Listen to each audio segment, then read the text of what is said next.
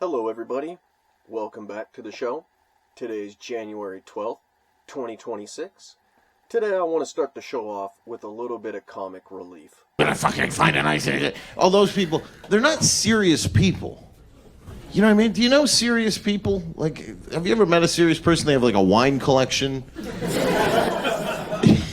You know what I mean? They're like, yeah, I just got back from Paris, and you know, they're doing stuff.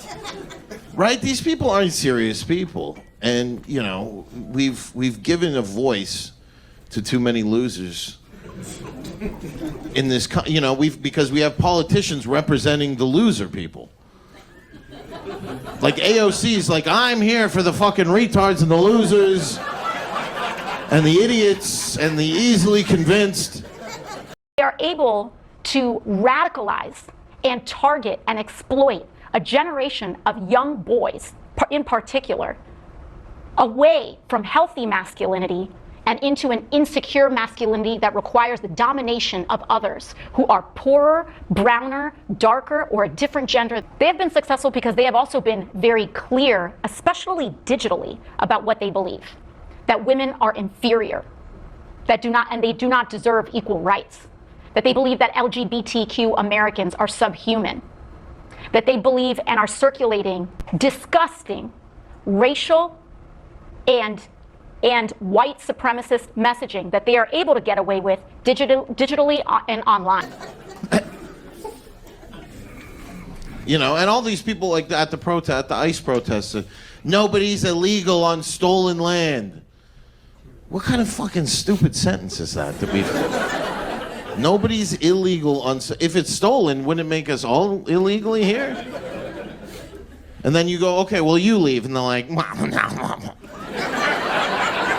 all hands on deck process. And in Minnesota, we know how to protect one another, and I have been incredibly proud the way our neighbors have shown up for one another. It's been beautiful to see, and that kind of resistance is why ICE agents seem so angry and agitated, because they have never experienced the kind of love that we experience here in Minnesota. And we know that they are going to disappear one day, but we will be here caring for one another and carrying out policy with love here in Minnesota.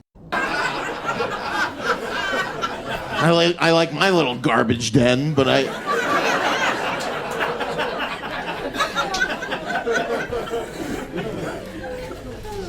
nobody's is stolen land. What kind of bullshit? First of all, you know, white people stole the land, so finders keepers.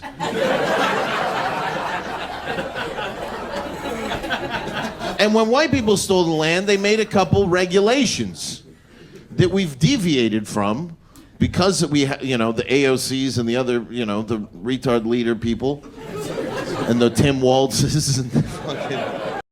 Well, good morning, everyone, and Happy New Year.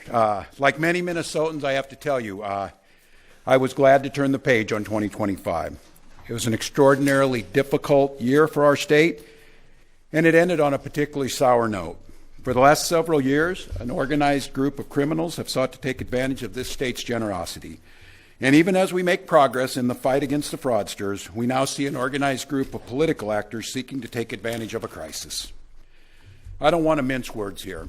Donald Trump and his allies in Washington and in St. Paul and online want to make our state a colder, meaner place. They want to poison our people against each other by attacking our neighbors. And ultimately, they want to take away much of what makes Minnesota the best place in the country to raise a family. We've got Republicans here in the state legislature playing hide and seek with potential whistleblowers. We've got conspiracy theorist right-wing YouTubers breaking into our daycares, demanding access to our children. We've got the President of the United States demonizing our Somali neighbors and wrongfully confiscating funds that Minnesotans rely on. It's disgusting and it's dangerous. Which brings me to this. 2026 is an election year. Election years have a way of ramping up the politics at a time when we simply can't afford more of that in Minnesota. In September, I announced that I would seek a historic third term as Minnesota's governor. And I have every confidence that if I gave it my all, we would win the race. But as I reflect on this moment with my family and my team over the holidays, I came to the conclusion that I can't give a political campaign my all. Every minute that I spend defending my own political interest would be a minute I can't spend defending the people of Minnesota against the criminals who prey on our generosity and the cynics who want to prey on our differences. You know? He wants to be a fucking Civil War general. It's like, bro, you look like you get pegged. You can't fucking be a Civil War general. We're starting a civil war to protect the Somalians. The National Guard. We have soldiers in training and prepared to be deployed if necessary. I remind you, a warning order is a heads up for folks. And these National Guard troops are our National Guard troops. They're teachers in your community, they're business owners, they're construction professionals. They are Minnesotans. Minnesota will not allow our community to be used as a prop in a national political fight. We will not take the bait. We will continue to update you, Minnesota, as we get more information. Well, I said this yesterday. We've never been at war with our federal government. I think in this case that the National Guard is their main mission. They have a dual mission. Protect his voting base is what he means. That's why all the Democrats are so mad at ICE. We don't want ICE here because if they come here, they'll get everybody out and then we'll lose.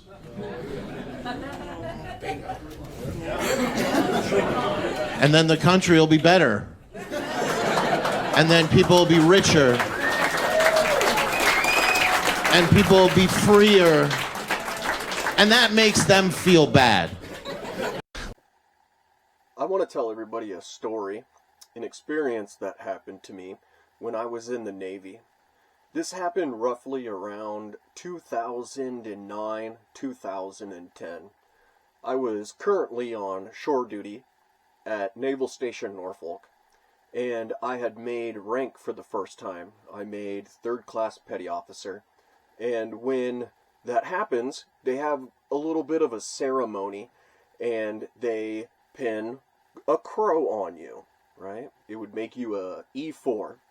And during this time, I was coming towards the end of my time during shore duty, and I was supposed to return back to seagoing command. And I was actually able to pick from 3 different destroyers. So I researched each destroyer, and I picked the USS Mason. And the reason I picked the USS Mason is because originally the Mason was a segregated ship, and only African Americans or black people were allowed to man this ship. So I picked the ship, thinking I was going to be cool or accepted, and we had a warrant officer who was a black man, and he found out where I was going, and he asked me about it in front of the whole command. I was the only person who put on 3rd class petty officer. I was in front of the whole command by myself. He begins to ask me about the history, and boy, am I excited to show them that I did all this research and I wanted to be a part of it. But when I was describing the command, I said that this was an all-black ship once upon a time, and you could have heard a pin drop. He berated me in front of the whole command because I did not say African American. Well, in 2026, I think black people are preferred to be called black now. I don't even know. I'm confused. But all I know is I knew that very, very day I was never going to be accepted, and they just hated me. The end.